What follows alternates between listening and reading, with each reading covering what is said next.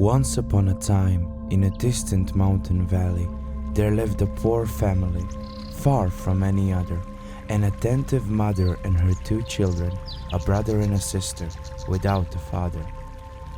Working hard every day, despite the fact that little did they have, joy was something that could be found amidst their bond, which was profound.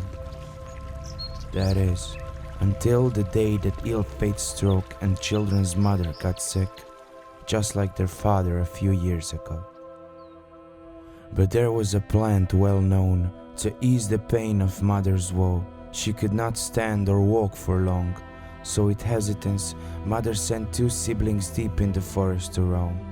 For the forest beside the valley was big and old, and is the only known place where the herb grows. The 2 siblings got ready with haste and headed for the forest down the road. The scared little sister sobbed, "Brother, how will we find our way home?"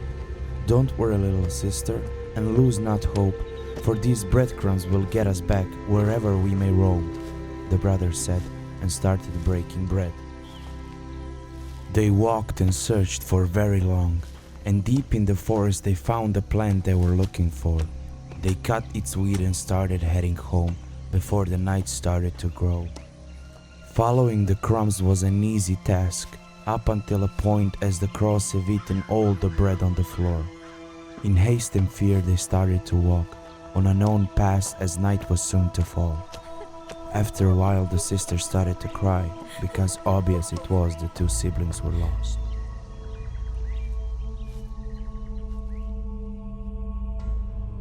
Night has almost fallen, and the forest got really dark, when a spark of hope had come forth.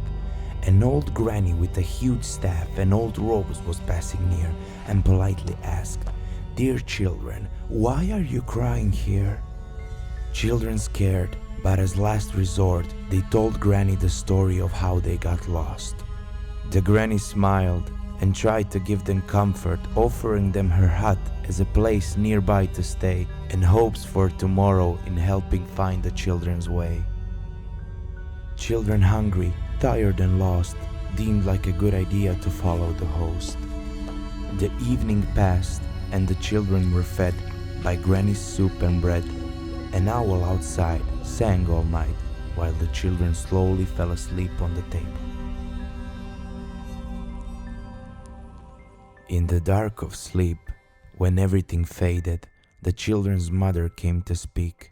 "Children, don't waste your thoughts on me, but be strong and stay together. You were tricked by a hell dweller. The old hag poisoned you. This is why now you slumber. Be smart and brave in times ahead, lest you will be dead." When the children awoke, the sour truth came forth. The brother was in chains in a dirty corner of the hut, looking at his sister as she was crying, making the fire going nut. The old granny was carrying a big cauldron. "Stop crying, or I'll eat you first. Only then will I use your brother to quench my thirst. But if you'll be good, I may keep you to household around, at least until your brother's meat doesn't rot in the ground. Then my skin will need a new child to keep me fresh and young, and up until then plenty of time to get you fat and round. Your mother is already dead by now, so there is no better place for you to stay anyhow." The sister cried even more as Granny's laughter bounced above. The hag pushed the sister on the floor and went setting the cauldron. In the moment, the brother's gaze pierced the sister and then whispered, "Burn the place and run away. Everybody knows the source of witch power is her living place." As the little sister hesitated, the hag was near the end. "Dear child, go outside and fetch me some more wood from the shed." The sister went, no questions asked, but she took a burning candle outside the hag's sight, then threw it on the hay roof and nervously waited outside. The brother was quick to notice that the fire will soon spread, but the hag had no idea, as smoke she thought was the cauldron smell. And just as she spoke, "Rotten little slut, what is taking you so long? The fire needs to be fed." The brother spread his reach to grab the chain's key on the hag's belt.